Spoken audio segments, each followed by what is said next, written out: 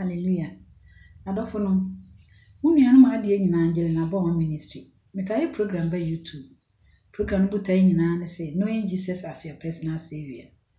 For Jesus Christ you already okra agye nkwa ene wabrabo a wo bosura. Minu adofo san say what kind Acts chapter 4 verse 12. What say nkwaje ni obiara mo so nkwaje ni obiara mo so di fufuro obiara ni osrase a wode am onipa so onyine nkwa wo mu se be ma Yesu Kristo din. Minu adofo ebi aka so mde me wodin bi obi so me ho ato din bi so edin be ya enye Yesu din ya adofo jai to ho te fa Yesu Kristo. Sanse ono ne mu ena nkwa wo. Kan John 1 verse 4 John chapter 1 verse 4 and 5. Wasini mu ne nkwa wo na nkwa ne nipa han na se han ne hire esum ma esum ne ni so. Minu adofo Yesu no ne ho nkomodie ne ebremu ato ba bia wo ene wo beche ne hia Jesus wonso hia Jesus nti efe ho hye Awurade nsa na ne wo bia ofa maye odofo ebremu ni adofo nyina da wase se atiase a na ye woa ohumobro wadoye obasa no wonsa se meke nyina se Awurade ma wonsa nye kese bekasa fa memu sanse se mdi nipa no kasa kira adofo atitiru ya ahwa na yesinti ato aso kasa fa memu dia eni die kwanso asem bekose ne yesese fata se edu adofo nche na enam so me nyina fa o Jesus aye wura se be ya oba ye brenye kwa meda wasese waje adumti amen. Enyom bi ye me de pa wase ye odin bi won ma de na emoyira baba fie na obo ba ho me firi ni brem edin be ya Yesu di menu adofo etine dei ebri bia ne asem Awurade de ye me ne wo asem Awurade de ma me ne wo eche ne de no yibu no Matthew chapter 24 Matthew asempati aduonu 9 yimo ye miensa ebisi motwe no adofo yenti Awurade ase Bible say na Yesu tingo be poso no suafo no ba ne nchen afa ba bi be kan say kire yen da ben na yenum be ye ho na edie na be ye wo ban ni wiase awie no ho nsenkire ne na de kan wo kan ye me de amenu nti me de asemi aye tie etira de atoso no verse 4 no Matthew chapter 24 the verse number 4 we say na Yesu buase won say monhwe na obi anada monhwe na obi anada ebesa ba ho na nipa bebre di medin beba abeka say mini Kristo no na wadada nipa pii na mbete okon ni akosem monhwe na makomentu efi say etwase ba na so na wie no nyamai verse 7 na mai be so mai so ahini so we say na ekom ni asase wo so beba mia na verse 8 ne twato ne say na yenu nyina ne awokon yi a emfiti ase awokon yi a emfiti ase adofo no ye ka awokon yi a se ma na akọ wo so ni he me kan say homo etie muti ase awoka wo ba ho akora ne nyama ye fe biza dite ho na eno no minga masempi no ahwe a obi onya wo ye mbeji no wo etimi ye wo ya na wo di kura na zini buza se kan di mi antwira wo ndi me nkai so eso ni nyina na kura ne nyini ti o ebi kura na o dane so enti Bible say na ye namu na ye fam etisa wo aka wo ba baby ni nyamai eso ba wo maaye no hwe yi a o baby namu ubokwa wode ntoma kura manzo wo mfira kura wo gi anu atogu eni yabro so ati ase ubokwa tumi so bi wakwa wo so ni so ma menu adofo na so ni nyina mu na Yesu ka kire se ye hwe na obi na adaye ebi na adofo bra meni wudi nkomoyi na ne wo namu bi na yare ebi a waware wo peba ebi nso a adwuma wo ye enchene skade ye adwuma na hye ebi titiri kura ne so obi opro obiso otu kwan we gi ni sika mfane nko de obagi ni sika nso a ene echina de chie te amana adwuma ni ye menu adofo Yesu se de namu de egina mu de ne atie ni nyina mu no ye hwe na obi na adaye kanka se wo a wonim nokore no ene wa kondo se obehwe nokore na kira kwan emu obi na ada won kan kire o se Yesu wo mantin ha ho so obi timi kasa o Yesu obe dey nipa wu anu wu sa na obi kan o nipa wu anu wu timi ya po ba bitina ye mi ni ehia ye beto ye papa no ngoy Yesu be ba nko mai ye na ye beto no wu ye maame ye wu ye sukra ye be wu na Yesu no wo yi ni adofo twirasemi enti ya twa na twire kronkron buku bia timi kasem na ekiri ebi kwa do twire ye no asen aba o aso we ya meka ye no afi na be correct me ho me sorry what me yan hwe obi timi kase me book am kan first me twire first no fe na me de no kure pa e wo story na me nya ye no no aba enti montonia me di abai enkan de makan dada no ho o yi nipa enti me yan hwe na so Bible yi die free Genesis to Revelation asebi oho bia kasafa be ma Yesu ti so say me kọ okusiesie baabi na me wi a mesa maba abefa mo akọ menchen a osetina bia pie o meja fie sente san ka men kase me kusiesie baabi a o se be ma o ya kase mo yi dia me mu nokofo na so we ba so dia obo abato me no say me no ti ho ya de ye pe ye ka de ye pe ye nante se de ye pe ni adofo enye fitian na be wiase o Bible kan o Genesis chapter 2 verse 7 wose onyankopon de form dote na ye onipa ena ohome nkwa home gu onipa hwenem ena onipa ye okrati asefo so wose ena onipa ye den okrati asefo na che se Yesu bibia bedi ye ho adofo no Yesu bibia ye den abedi wo ayeso oba bia ma no ho kwan a kire be ma bi kwan na busuam ka kire nse abena me ware wose yo ene fa me ko kire nkrofo yi ampa uduma ko kire awofo Bible so hu obi di hye no ne gye no ho a tua ne tira de ma abusua ti wuti ase enti be ma na so ene gye wo hu enti wo so betu no abobere enti woni ko abusua ho no ko ye amane ne amamre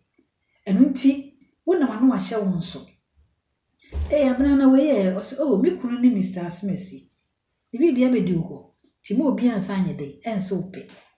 Yesu kra okra na tu mu nyo dia to so nipa kra firi ni mu a na odi oni ne kra suru no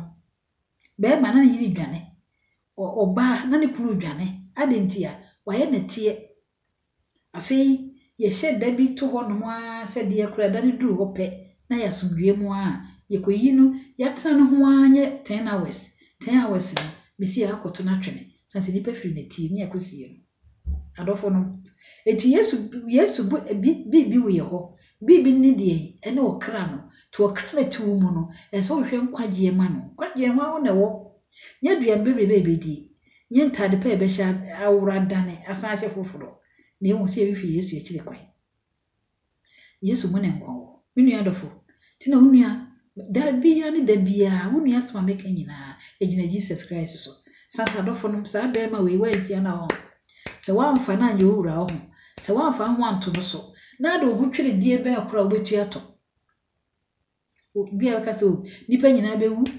me transfer ho abewu me fa Yesu ya mewu wodofo na wu ya de woko eno ne ade yenya ye mpanifo kan se bi wo se abrapa ye boye wie ne asem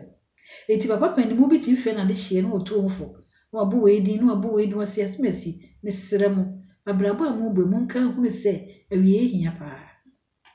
ni kokoro ne nya den e wo se be dru uti adofo no ti sa emrantie na ahya brabo se no eti mu nana omu ofa wo so brabo ko se toti adentia omu ayaso eti omu ofa enumpa eye honam fa futu no ene adenti na wo se yakane ya kirew onipa ye de adwensa kire asem na brew menue yi fa sem ya nantio ya kronkron na ya kronkron menue yakane ya kirew onipa menua de na munua no uche yo enye nko na hia wo yi nyina ehia abode bi ehia Kristo de woni no de wafa Kristo de enhira no wontenam na ye ni no e ma no nyo fere enka ya ka wipe kwa we say yes ne wipe ka na ni da bi menye say bi o odofo monkomra da ben chine ni wo na de na ho ho menu adofo se wote asemi a bre wakoma asemi asem no wate the Bible say asem na me ne wate ni nti e na me ho afi menu ya me hwe Yesu e kire kwan se de tie bia obeba obo obeto yesei Peter no man say Yesu beba so wifo oba na o se de mu na osuru kukuru betwoma kro na wiase ni mu fiti asede nyina be hye asei o se na se yem nyina be sei dia nipa be na se me ne wo yo e wa brabo kronkron eni nyamsompe odofo e kire de oba na ebo bibia dia na se Yesu obetua babiri bia se Bible ne ka o Timothy o se ebre ne kwa wie ya embre mu odin beba hwo o se bi no be sikapefo ebi no be ye friends ebe ye friends na adafo bi be da minu adofo ni nyina ekoso na edie na me no ye umu obi ada woni me Yesu obi so wo menti wo gyan obi so fe na kan pondo so fa Yesu so obi se mu aha no ho sanse Yesu wo ma minu adofo no kwa me se o se Yesu beba sanse no kwafo ne wakasa na ye onu aso be hwa ayo ti so beba dia entena se ne wa ope e ma ne meto wo bra wani ni ho so sa bre no e man edu a no bo kwa yifuhia na Bible se obi fa kane a wa fa crazy ebi so fa no fa crazy kan ti bra ayifu krono che no maaye no Bible se edu bra obeba no mo kane na idundum wo mo crazy ndi gun so wo mo crazy no wo mo di gun eti du se ayifu ekunu no baaye no na wo bie no ebi won kane a no mo ndi crazy ni se adofo mo me ebi wo se da bi enso ye mo nko wo na oto no wo enkotobi sa bre no mana akoboni punu wo so okoto obi a wonya bi obaaye no oba na ayifu na wura me yatom enu adofo e ma me no wonya sa wate na me hunu ya nkade obi afanye ade ma onyi nkunim da ti mesrew ebra adofo nyakopon kofo kukuda wo kan wo nyame asem TV so radio so ene emframa hodo mu YouTube nyina e wo ka kusi nyina ne se yemhwe Yesu ekira kwai sanse enche na wo ba ti se enche no wo ba de a ene da bia da betene no ya wo pem nyina ma no na saa yo no ma se Yesu fum no bempa me ne wo yenye yiraba odofo ye na me ne wo etie de ye na me ne wo tie ne yakoso bia di adanse se be ma no osiesie no ho ma ba fa me ne wa kɔ ne nche me ne adofo na se Yesu ma ye nso a ewu ho so ho se Yesu ma ya ewu ho na se ewu ho ne wu ba no wankra biribi opebia otumfo obi opebia akɔ otimbo wu obia ntomaden na se menkase wu ne ana ewu kina ebi se ko ba se ba ne sa nso e ba ne sa na tutu sheda na odi Yesu wo fa Yesu na tutu sheda se ya no e ba ne sa na wo ye ne de owu echi nso ni adwensa kira ti menu adofo mo me ehunu na yenye ne yesi ye bia oni brem se Bible kan bibia oni brem me ye fa Kristo Yesu brem na se Yesu fu no ba me ne wo yanye yiraba odofo Ewade chira o so tie asemi no wate na ebra me no be fa Yesu e ma ne nyo fere obi si yi obeka se yi me so me kwa sori o dabi o kwa so na wuni no a uti mpagya wonsa bre be fa Yesu o kwa sori na so wuni no inu ya betu mpagya wonsa so wate ase bra me pagya me nse obeka se na sister efiri kwa sori onim Yesu me hia Yesu to so hia Yesu ya e ma ne nyo fere empenya yensa kase enedei me Angelina me jitu se me ediboye ni odofo na wo so abowudi me din so ati ase bowudi me Angelina na wo so abowudi me jitu se me ediboye ni na me ntime nyime ho me so se ruade jeme fa me boni nyina ache me na ti wo firi ni ntire nyina ho na enedei ruade odi me boni ache me Angelina before Kristo Yesu ye me ruade me kra jenkwa ene ma brabo a mebo sura erade misra ma de makwa hotiefo ho na watwere me din wo nkwan mu na so ofum na oba me Angelina ma anya yiraba me de wase waje me adom nti amen odofo nyame nhyira wo so de akoma pa nyina agye saa edi aba obre mu enua waye nhyira afa mi no be yimpa ye no be bompa ye meni so akoma beto yem woni ekoso bia na wodi Kristo Yesu asi wanimu mse obre enye kwa yekoso bia etu betwa ye bompa ye odofo ni wasafo Awurade me bompa ye da wase bija adofo atiefo nyina de ba Awurade ani misra se Awurade obi bia waje wadi bia na onim Yesu da no nkwa asore esese di menyame nkoko ni nanim na onkwa asore a ye nkronkron asore a wonam Kristo Yesu asem so betete no otimi agina ye ma Kristo me bompa ye se Awurade bibi ha nipa na besam na ba na chibia Awurade gine film ewo Yesu di me bompa ye de woni ni wuda dada nsoso ehye wonsa se Awurade koso na bo won ho ban fra me bia ebo bia ho bia etu bia no Yesu je won fo nsi e mo won ho masem na se ho amasem a na Kristo Yesu wo ba na wo maye bra anya kwa ne nya da nkwa me kra Awurade enigie mu ara me bompa ye se obi so hia bibi so wo se wo kan wasem a esanjeli bedi wona beje di na chi Awurade ye mu bi hia bibi obi yare wo hia yaresa ayasa wo nsem Awurade obi ye adwuma na hye papa wo sa tumi no so tumi eno ti yare adofo be dan we ibompa ye se ne obi akoma na ne kra hwehwe no e wo wonsem woni wobro ho ye wonsama timi sese Awurade domadofo yi ahia de no akoma so ade na wani je wi won peya onkasa Angelina waya ade onkasa Angelina mo na emu de baka na se Yesu ye da wasi wo sanse wo de wo ma onipa akoma to ne ye Awurade tumfo me di ho adanse a kira adofo ma won so hunu se eyampa se udin ne amwade efo bemena me da wase se omobro hu na beye ne amene adofo ya chi Awurade wadoye de ma adofo so de wo wure akoso hye wo tinso se boa yen na mo obi akoma ntore yem ewo nyame agya nyame oba wo nyame nkronkron din nti amen Awurade me da wase adofo no nyame nhyira mo pa semutie Awurade asem na mode mo bre nyina ma mo nua na mode tie misre nyina ne se